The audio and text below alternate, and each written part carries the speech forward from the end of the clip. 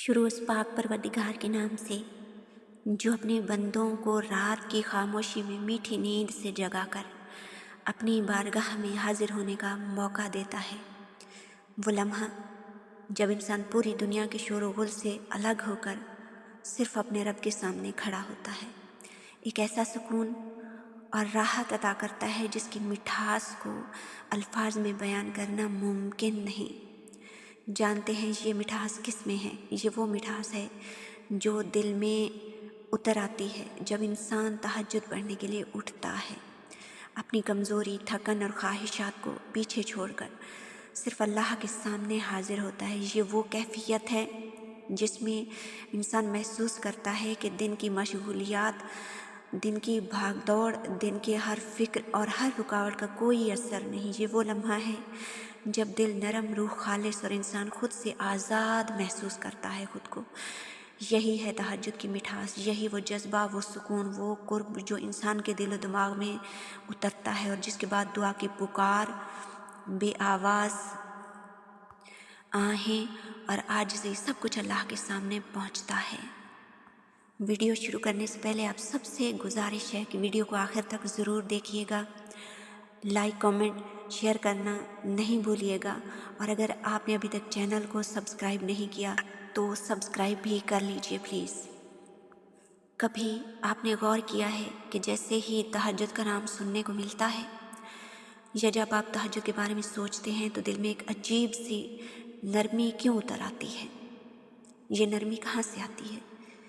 ये एहसास क्यों पैदा होता है कि ये कोई आम नमाज नहीं, ये कोई आम वक्त नहीं, ये कोई आम दुआ नहीं? ऐसा क्यों लगता है कि अगर अब तक कुछ नहीं मिला, अगर बहुत कुछ मांगा मगर नहीं मिला, अगर दरवाजे दिन में बंद हैं तो शायद तहज्जुद के बाद कुछ बदल जाए? ये ख्याल कहाँ से आता है? ये ख्याल किसी किताब या बयान से पहले दिल के अंदर क्यों उतर जाता है? कुछ तो ऐसा ख़ास है कि आपने ये थंबनेल देखकर इस वीडियो पर क्लिक किया और इसको देख रहे हैं, या इसी तरह की और भी बहुत सारी तहज्जुद की जो वीडियोस होती हैं आप उन पे क्लिक करते हैं, उनको देखते हैं। कुछ तो ऐसा ख़ास होता है ना। जानते हो ऐसा क्यों होता है? इसलिए कि तहज्जुद सिर्फ इबादत नहीं, ये एक कैफियत है, एक हालत है, एक मुलाकात है और एक ख़ास और एक वाहिद लम्हा जहाँ इंसान अपनी असल हालत में अल्लाह के सामने खड़ा होता है। इंसान बिल्कुल सही मायनों में इंसान बन के अपने पाक परवरदिगार की बारगाह में खड़ा होता है। दिन की नमाज़ें भी बहुत अजीम हैं, नूर हैं, फ़र्ज़ हैं, ज़िंदगी का निज़ाम है, लेकिन दिन की नमाज में हम दुनिया के हिसार में होते हैं। फजर के बाद हम सोचते हैं कि अब ये काम करना है, वो ज़िम्मेदारी है। ज़ोहर में घड़ी देखते हैं, जल्दी होती है। असर में फ़ौरन टास्क याद आ जाते हैं कि फ़लाँ काम करना है।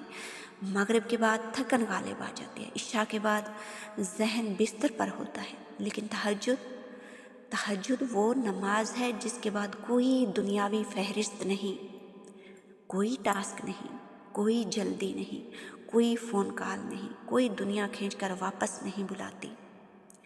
ये वो वक्त है जब इंसान को मालूम होता है अब अगर मैंने बात की तो बस अल्लाह से बात है, और अगर मैं रोया तो बस अल्लाह के सामने। कुरान पाक हमें सिखाता है कि अल्लाह सच्चा है, वो अपने वादों का पक्का है। वो फरमाता है मुझसे दुआ करो, मैं तुम्हारी दुआ कबूल करूँगा। ये कोई अलामती जुमला नहीं, ये कोई तसल्ली नहीं, ये एक वादा है। और अहादीस में आता है कि रात के आखिरी हिस्से में अल्लाह की रहमत आसमान दुनिया की तरफ नाजिल होती है और निदा दी जाती है कोई मांगने वाला कि मैं अता करूं? है कोई मग़फ़िरत तलब करने वाला कि मैं बख्श दूं? है कोई पुकारने वाला कि मैं उसकी पुकार सुनूं? ये निदा सिर्फ आवाज़ नहीं, ये दावत है, ये बुलावा है, ये वो लम्हा है जहाँ खालिक मखलूक को खुद बुला रहा होता है। बड़ी ही ख़ास और गौर तलब बातें हैं। ज़रा सोचें, दिन में हम अल्लाह को पुकारते हैं, ये भी हक़ है, अल्लाह को पुकारना चाहिए, लेकिन तहज्जुद में अल्लाह हमें पुकार रहा होता है। दिन में हम सवाली होते हैं, तहज्जुद में हम मदऊ होते हैं, हमें दावत दी जाती है, तहज्जुद की दावत, मांगने की दावत। اور جب کوئی خود آپ کو بلا رہا ہو تو ملاقات کا مزہ کچھ اور ہوتا ہے۔ یہی وجہ ہے کہ تہجد کی کیفیت دن کی نمازوں میں نہیں ہوتی۔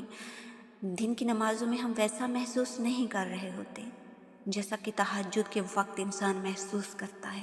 یہ وقت انسان پر ایک خاص کیفیت طاری کرتا ہے، جسم تھکا ہوا ہوتا ہے، آنکھیں بوجھل، دماغ بھاری، نفس دفاع میں نہیں ہوتا۔ اسی لیے یہ وقت سچائی، خلوص اور عاجزی کے لیے موزوں ہوتا ہے۔ تہجد کی مٹھاس اس میں ہے کہ انسان اللہ کے سامنے اپنی طاقت چھوڑ دیتا ہے، عاجز بن جاتا ہے۔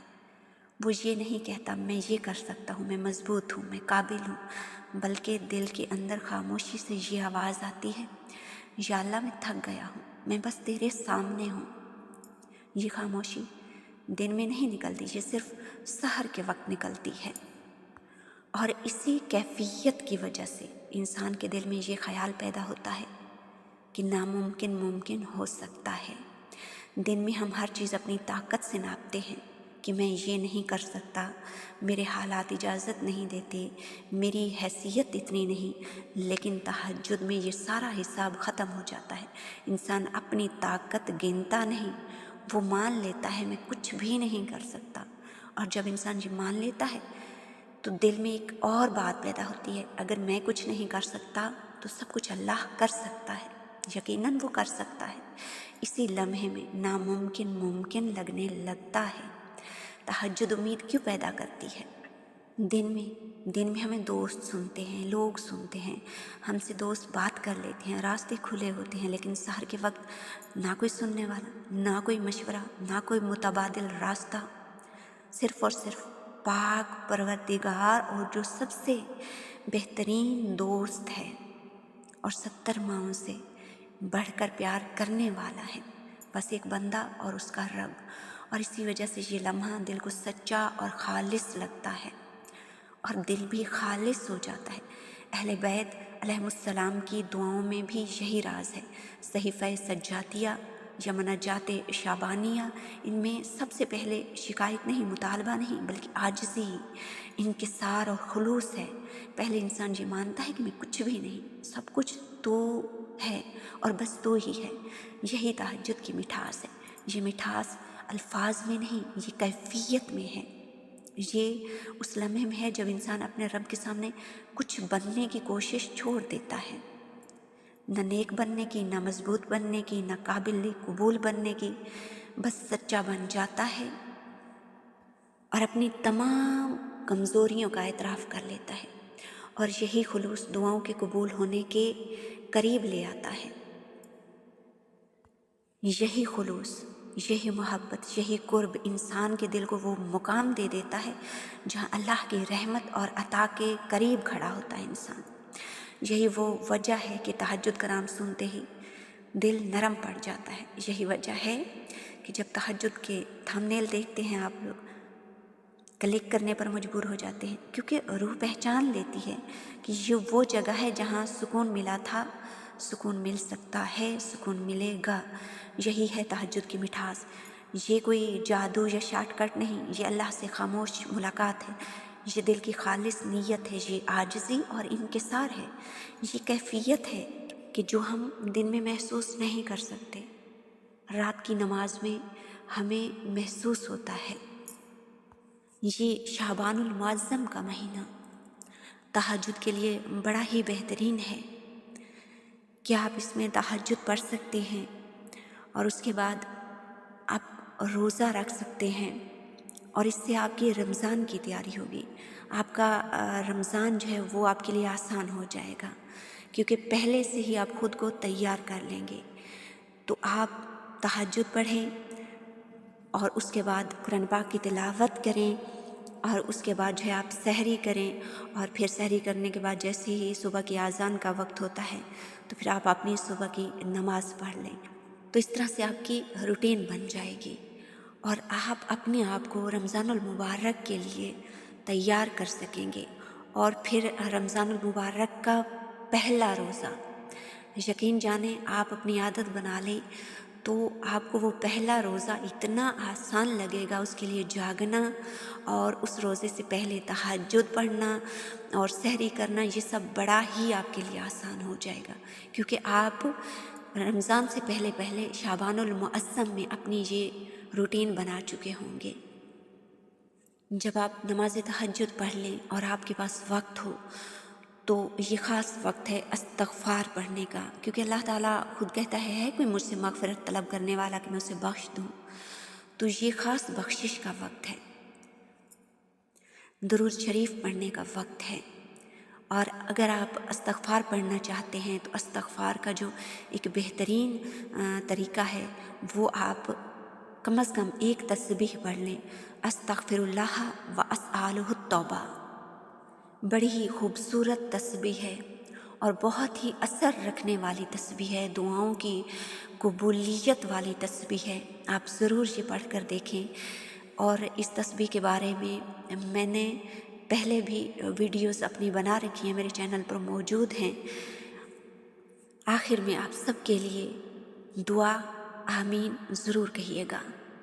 اے ہمارے پاک پروردگار، ہمیں تہجد کی توفیق عطا فرما، ہمیں تہجد کی مٹھاس عطا فرما، تاکہ ہم تہجد کے ہر لمحے میں تیری قربت محسوس کر سکیں۔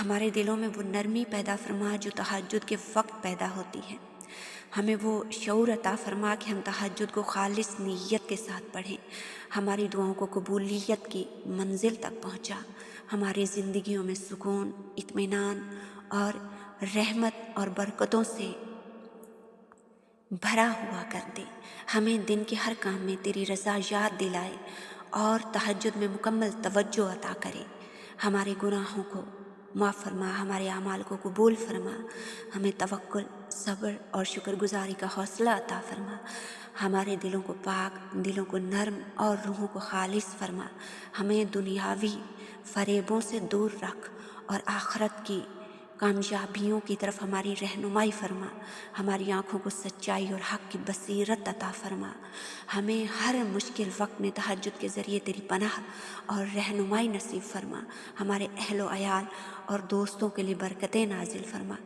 ہمیں نیک کاموں کا عزم اور عبادات کی مضبوطی عطا فرما، ہمیں عاجزی اور انکسار کی حالت عطا فرما، تاکہ ہم دل کی گہرائی سے تیرے سامنے آئیں، ہمارے دلوں میں محبت اور دوسروں کے لیے ہمدردی عطا فرما، ہماری عزتوں میں اضافہ فرما، ہمیں ایسا شعور عطا فرما کہ ہم تہجد کے بعد بھی اپنی دنیاوی زندگی میں اس کیفیت کو برقرار رکھ سکیں، ہمارے اعمال اور دعاؤں کو تیرے نزدیک قبول اور ہمارے لیے سبب رحمت بنا دیں۔ اے اللہ، ہم سب کو تہجد کی مٹھاس اور اس کے روحانی اثرات سے مستفید ہونے کی توفیق عطا فرما اور ہمیں اپنی بارگاہ میں ہمیشہ حاضر رہنے کی توفیق عطا فرما۔